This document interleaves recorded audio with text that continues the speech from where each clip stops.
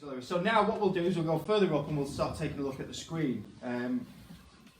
If somebody wants to just help me to make sure you guys can see that a bit, is that okay? Yeah. Good. So we've got the screen here now. A lot of you will notice this from the 900 Nexus series here. Very similar, but it's updated. It's the newest sort of LCD.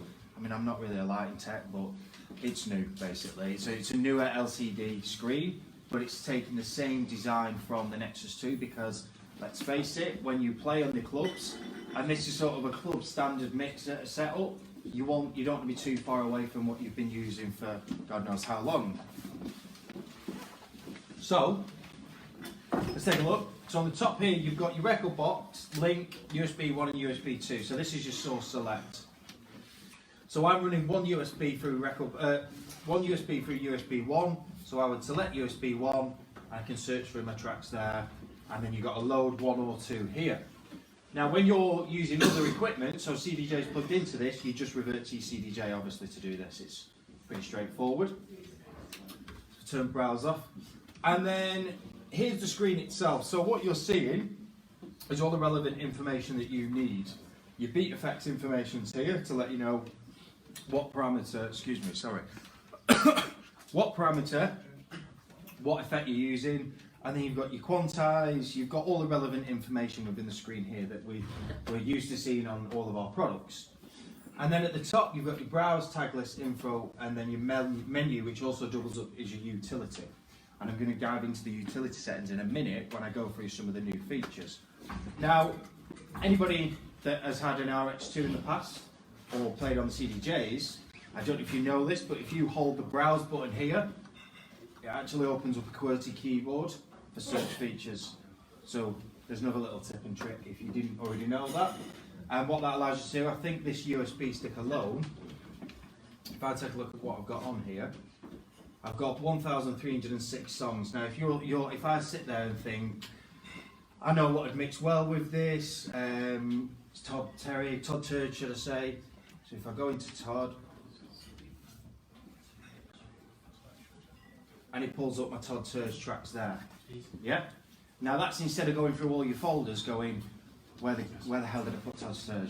Was it in disco? Was it in new disco? Was it this year? Was it last year?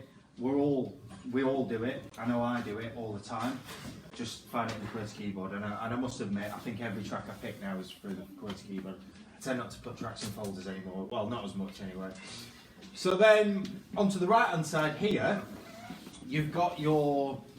This is taken from the Nexus 2 as well. So you've got your tag feature. I don't know how many of you guys are using tag at the minute. There's two types of tag features on here. There's tagging a track, and then there's putting it in the tag list. There's two different things.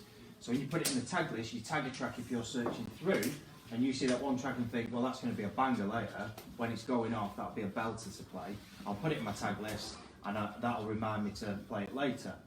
And then tagging a track is a little something different you do within Record Box export mode, which I can briefly go through in a bit. But tonight isn't about Record Box, it's obviously about the unit itself. And then you've got the shortcut. Now the shortcut's really good because within Record Box you can save information for all of our equipment onto USB. Something that I don't know, a lot of people still don't know that either.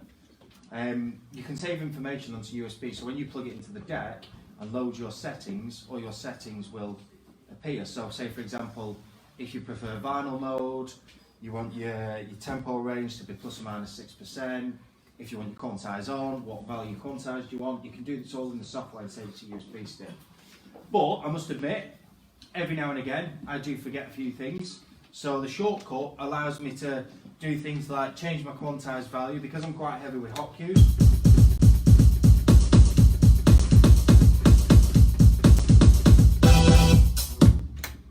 I like to do little drumming sort of patterns like that. I have to have my quantize value on a quarter. So if I have it on a half, I can't do it as fast as I've just done it there. You know, so you can change your quantize value depending on what you're doing. And then you've got things like the waveform color, load your settings. There's just the basic sort of settings that you can find within here. And then you've got the track filter edit. Now, what this is within Record Box you can tag a track. So we all know what a hashtag does by now, surely. I mean, where have you been for 10 years if you don't, of course. You can search a hashtag within Instagram and it pulls up everything that's been tagged with that hashtag, if you will. It's very similar situation within Rekordbox. You can tag a track to say disco, banger, I don't really know what you want to tag it. Disco, banger, acid. Charlie's Party. That's it, Charlie's Party, yeah. Not tonight, mate, not tonight. Here he is, I knew he'd come. You Brummy boys, you Brummy boys.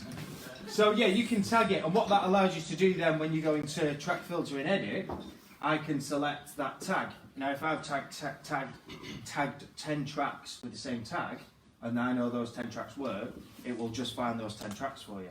It's a really good way of working. If you want to know a bit more information about tagging, go on to YouTube. I did a video quite recently. There's hundreds of videos online to show you what tagging is within a track, and I use it sacredly. So that's the screen. Now what I'm going to